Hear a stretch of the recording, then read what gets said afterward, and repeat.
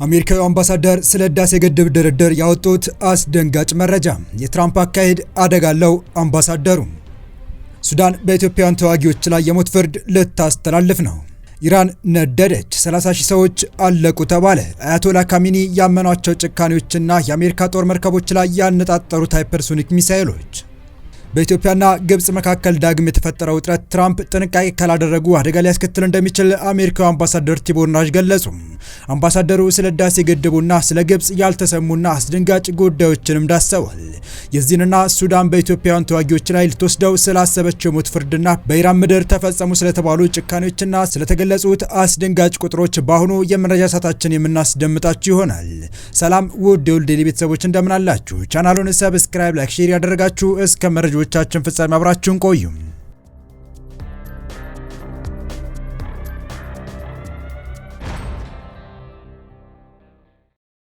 የገና በዓልን በማስመልከት እስከ 25% ቅናሽ ከቪስኮ ዲፕሎማቲክ አፓርትመንትስ። ሳይቶቻችን የሚገኙት የሎኬሽን ማተርስ ጥቅም በመገንዘብ የአዲስ አበባ ማዕከል በተደረገው ቁጥር 1 ሳይት 2 ቤዝመንት ፕላስ ግራውንድ ፕላስ 18 ከቴራስ ጋር ሲሆን እንደዚህ ጥንቅቅ ተደርገው የተገነቡ ባለ 3 ሌግዠሪ አፓርትመንት ቤቶች የሚገኙት መስቀል ፍላወር ድሪምላይነር ሆቴል ፊት ለፊት ናዝራ ሆቴል ጀርባ በአራቱም አቅጣጫ ከበቂ በላይ መግቢያ ያለው ዲፕሎማቶች የታዋቂ ሰዎች መኖሪያ በሆነው አካባቢ ሲሆን ባለ 3 መኝታ በ153 እና በ167 ካሬ ያለቁ ዲጂታል ኢካርት ያላቸው ቤቶች እንዲሁም ቁጥር 2 ሳይታችን ኦሎምፒያ ጋዜቦ ወይም ዋሽንግተን አደባባይ አጠገብ አስፋልት ዳር በግንባታ ሽያጭ ላይ ሲሆን ሙሉ 3 ቤዝመንት ፕላስ ግራውንድ ፕላስ 25 የሆነ የንግድና መኖሪያ ቅይጥ ግንባታ የያዘና ድንቅ በሆነ ዲዛይን የተሰራ ሱቆችና ባለ 1 እና ባለ 2 መኝታ አፓርታማ የያዘ ሲሆን እስከ 25% ቅናሽ ይዘንላችሁ መጥተናል።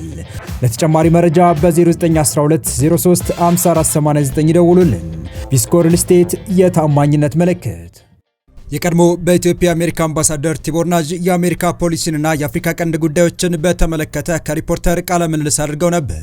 አምባሳደሩ በቃለ ምልልሳቸው የህዳሴ ግድብን፣ የአሜሪካ ፖሊሲን፣ የሶማሊላንድን ጉዳይና የኤርትራን ጉዳይ በተመለከተ ሀሳባቸውን ገልጸዋል።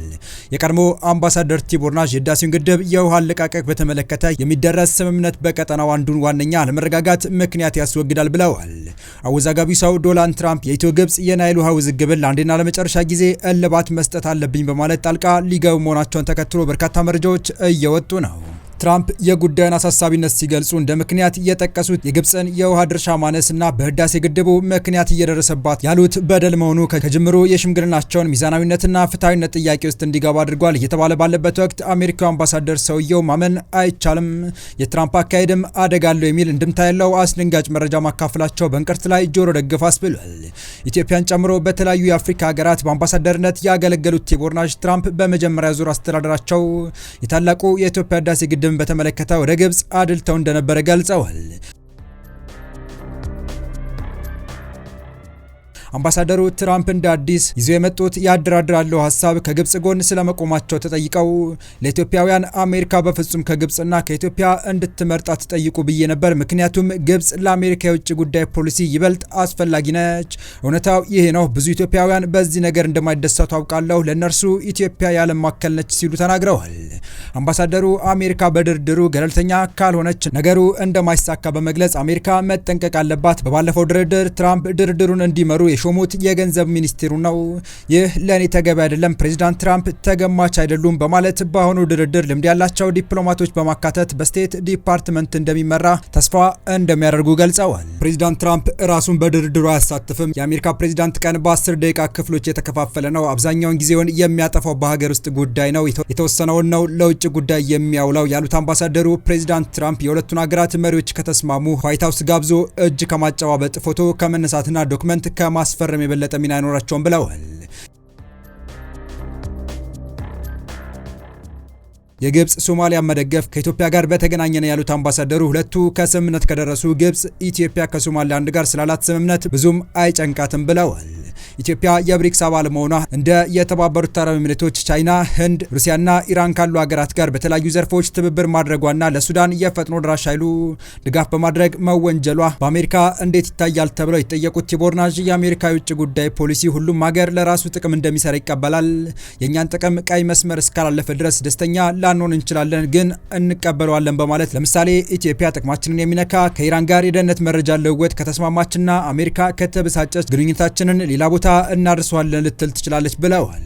ቻይና ከአፍሪካ ሀገራት ጋር ያላትን ግንኙነት ታሪፍ በማንሳት በምታጠናቅርበት ጊዜ አሜሪካ ታሪፍ መጣሏና የጉዞ ገዳ መጣሏን በተመለከተ የተጠየቁት ቲቦር ናዥ አሜሪካ ከዚህ ቀደም እንደነበረው በተጽዕኖ ከቻይና ጋር ትከሻ የምትለካካ እንዳልሆነችና ትኩረቷ የራሷን ደህንነት ማስጠበቅ ላይ እንደሆነ ተናግረዋል። የሰብአዊ ድጋፍ የተለየ ጉዳይ ነው የሚሉት ናዥ አደጋዎች ሲኖሩ ለጠላት እንኳን ምላሽ ሰጥተናል በማለት ለኩባ የተሰጠውን ድጋፍ አንስተዋል። ቪዛን በተመለከተ በርካቶች አሜሪካን ለመጎብኘት ብለው ቪዛ ወስደው በዛው ይቀራሉ ያሉት አምባሳደሩ እኔ የኢትዮጵያ አምባሳደር ሳለሁ ለኢትዮጵያውያን ዶክተሮች ከሚሰጡ 10 ቪዛዎች ውስጥ 9ኙ አይመለሱም ሲሉ በመናገር በኢትዮጵያውያን የተማረ ዶክተር የቺካጎን ሕዝብ ሳይሆን ማገልገል ያለበት ኢትዮጵያውያንን ስለሆነ ለኢትዮጵያውያን ዶክተሮች ቪዛ እንዳይሰጥ አድርጌ ነበር ብለዋል። በአንድ ወቅት በአዲስ አበባ ካለው የአይን ቀዶ ጥገና ባለሙያ ይልቅ በቺካጎ በርካታ ኢትዮጵያውያን የአይን ቀዶ ጥገና ሐኪሞች ነበሩ ብለዋል። ድሮ ቪዛ ሲሰጥ ሰው ኃይላችንን አሜሪካ ቀማችን ይባል ነበር ያሉት አምባሳደር ናዥ ቪዛው ሲቆምም መቃወም ተገቢ አይሆንም፣ ሁለቱ አብረው አይሄዱም ብለዋል። የሶማሊላንድ ከእስራኤል እውቅና ማግኘት ትልቅ እርምጃ እንደሆነ የገለጹት አምባሳደሩ ሌሎች ሀገራትም የእስራኤል ፈለግ በዚህ ዓመት ይከተላሉ ብለው እንደሚጠብቁም ገልጸዋል።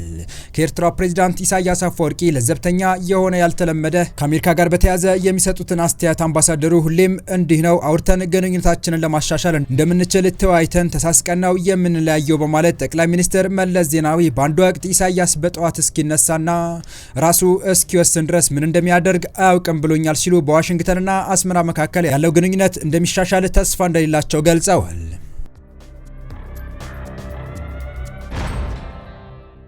በቀጣይ መረጃ በኢራን ተቃውሞ በሺዎች የሚቆጠሩ ሰዎች መገደላቸውን የሀገሪቱ ጠቅላይ መሪ አሊ ኻሜኒ ለመጀመሪያ ጊዜ በይፋ መናገራቸው ይታወቃል። በሺዎች የሚቆጠሩ ሰዎች መገደላቸውን በይፋ የተናገሩት ጠቅላይ መሪው አንዳንዶች የተገደሉት ሰብአዊ ባልሆነ ጭካኔ በተሞላው መንገድ ነው ብለዋል። መሪው የተገደሉት ከ3000 በላይ ይደርሳሉ ቢሉም በኢራን ተቃውሞ የተገደሉት ንጹሃን ቁጥር ግን ጠቅላይ መሪው ከጠቀሱት 10 እጥፍ በላይ እንደሚሆን ተገልጿል። ለሰዎች ሞት አሜሪካን ተጠያቂ ያደረጉት አያቶላህ ከ3000 በላይ ነው ብለው የገለጹት ቁጥር ከ30000 በላይ መሻገሩን የተሰማው አያቶላህ ይህም ባሉበት ወቅት መቀመጫውን አሜሪካ ያደረገው የኢራን መብት ተሟጋች ተቋም ሂውማን ራይትስ አክቲቪስትስ ኒውስ ኤጀንሲ እንደገለጸው ኢራን በተቃዋሚዎች ላይ በወሰደችው የኃይል እርምጃ የ3090 ሰዎች ሕይወት ተቀጥፏል በማለት መግለጹም የሚታወስ ነው። ሌሎች የመብት ተሟጋቾች ቁጥሩ ከፍ ያደርጉታል። ኢንተርኔት ከተቋረጠ ቀናት በማለፋቸው ትክክለኛው ቁጥር ለማጣራት አዳጋች ሆኗል። የአሜሪካው ፕሬዝዳንት ዶናልድ ትራምፕ ኢራናውያን በተቃውሞ እንዲቀጥሉ ማበረታታቸውም አይዘነጋም። የኢራን መንግስት ተቃዋሚዎች የሚገድል ከሆነ ወታደራዊ እርምጃ እንደሚከተል አስጠንቅቀው የነበሩ ሲሆን ወደ ኢራን የጦር መርከቦቻቸውን ማስጠጋታቸውና ጦራቸው በተጠንቀቅ እንዲሆን ማዛቸው ይታወሳል። የኢራን ብሔራዊ መገናኛ ብዙሃን እንደዘገቡት የሀገሪቱ ጠቅላይ መሪ አሊ ኻሜኒ ቀዳሚ ባደረጉት ንግግር ከአሜሪካና ከእስራኤል ጋር ትስስር ያላቸው በሺዎች የሚቆጠሩ ሰዎች ገድለዋል፣ ቀውስም ፈጥረዋል ብለዋል። ለሟቾቹ ለውድመቱና የኢራን ስም ለመጥፋቱ ተጠያቂው የአሜሪካው ፕሬዝዳንት ነው ብለን እናምናለን ሲሉ አክለዋል። ከምጣኔ ሀብት ጥያቄ ጋር በተያያዘ የተነሳው ተቃውሞ መሪው ከስልጣን እንዲወርዱ ወደ መጠየቅ መሻገሩ ይታወሳል። የኢራን መንግስት ተቃውሞ በአገሪቱ ጠላቶች የተቀነባበረ ሁከት እንደሆነ በተደጋጋሚ ሲገልጽ ይስተዋላል። ቢቢሲ ፐርዢያ እና ቢቢሲ ቬሪፋይ ያረጋገጧቸው ተንቀሳቃሽ ምስሎች የጸጥታ ኃይሎች ተቃዋሚዎች ላይ ሲተኩሱ ያሳያሉ። የኢንተርኔት ትስስር የሚከታተለው ኔትብሎክስ እንዳለው በአገሪቱ ኢንተርኔት እንደተቋረጠ ሲሆን አጠቃላይ የኢንተርኔት ትስስሩ 2% ሆኗል። ባለፉት ጥቂት ቀናት የወጡ ዘገባዎች አለመረጋጋቱ እንደቀነሰ ቢጠቁምም ሙሉ መረጃ ማግኘት አልተቻለም። የኢራን ጠቅላይ መሪ አሊ ኻሜኒ በንግግራቸው አገራቸው ትራምፕን ወንጀለኛ አድርጋ እንደምትወስድና በኢራን ከተፈጠረው አለመረጋጋት ጋር በተያያዘ ተጠያቂ መሆን እንዳለባቸው ገልጸዋል። የአሜሪካ ግብ ኢራንን መዋጥ ነው ብለዋል። የአሜሪካ ውጭ ጉዳይ መስሪያ ቤት እንዳለው ኢራን አሜሪካ ወታደራዊ መቀመጫዎቿን ለመምታት እየተዘጋጀች እንደሆነ መረጃ ደርሶናል። ኢራን ከትራምፕ ጋር ጨዋታ ከጀመረችና ጥቃት ከፈጸመች በጣም ጉልበት ካለው ኃይል ጋር ትላተማለች ሲልም አክሏል። በዚህ ውጥረት ሳቢያ በአሁኑ ወቅት በመካከለኛው ምስራቅ ያለውን የጸጥታ ሁኔታ ተከትሎ ተጨማሪ የአየር በረራዎች መቋረጣቸውን መገናኛ ብዙሃን የዘገቡ ሲሆን የሆላንድ አየር መንገድ ወደ እስራኤል፣ ሳውዲ አረቢያና የተባበሩት አረብ ኤሚሬትስ፣ ኤር ፍራንስ ወደ ተባበሩት አረብ ኤምሬትስ የመሳሰሉትና ሌሎች የሚያደርጓቸው የሌሊት በረራዎች መሰረዛቸው መዘገቡ ይታወሳል። በመጨረሻም ሱዳን በኢትዮጵያውያን ተዋጊዎች ላይ የሞት ፍርድ ልታሳልፍ ነው። በሱዳን እየተካሄደ ባለው የእርስ በርስ ጦርነት ለፈጥኖ ደራሽ ኃይሎች ወግነው ተሰልፈዋል የተባሉ ኢትዮጵያውያን ጨምሮ 122 የውጭ ሀገራት ዜጎች ላይ ክስ መመስረቱ ተሰማ። የሱዳን ጦር ከዚህ ቀደም በተደጋጋሚ በርካታ ኢትዮጵያውያን ቅጥረኛ ተዋጊዎች ከተፈናቃኙ የፈጥኖ ደራሽ ሰራዊት ጎን ተሰልፈው እየተዋጉ መሆኑን ሲገልጽ የነበረ ሲሆን የመሐመድ ሐምዳን ዳጋሎ ፈጥኖ ደራሽ ኃይል በበኩሉ በሱዳን የሚገኘው የህወሓት ሰራዊት አባላት ከአልቡራን ጦር ጎን ተሰልፈው እየወጉኝ ነው የሚል ክስ ሲያቀርብ ይሰማል። የጀነራል አልቡራን መንግስት ያወጣው የክስ ዝርዝር እና የተከሳሾች ማንነት በተመለከተ የሱዳን ወንጀል ምርመራ ቢሮ ዳይሬክተሬት ኢንቲሳር አብዱል ሙታር እንደገለጹት እነዚህ ተከሳሾች ከኢትዮጵያ፣ ኮሎምቢያ፣ ቻድ እና ደቡብ ሱዳን የመጡ ቅጥረኛ ተዋጊዎች ናቸው። ተከሳሾቹ በሱዳን ጦር ላይ በግንባር ቀደምትነት ሲዋጉ እንደነበረ ተገልጿል።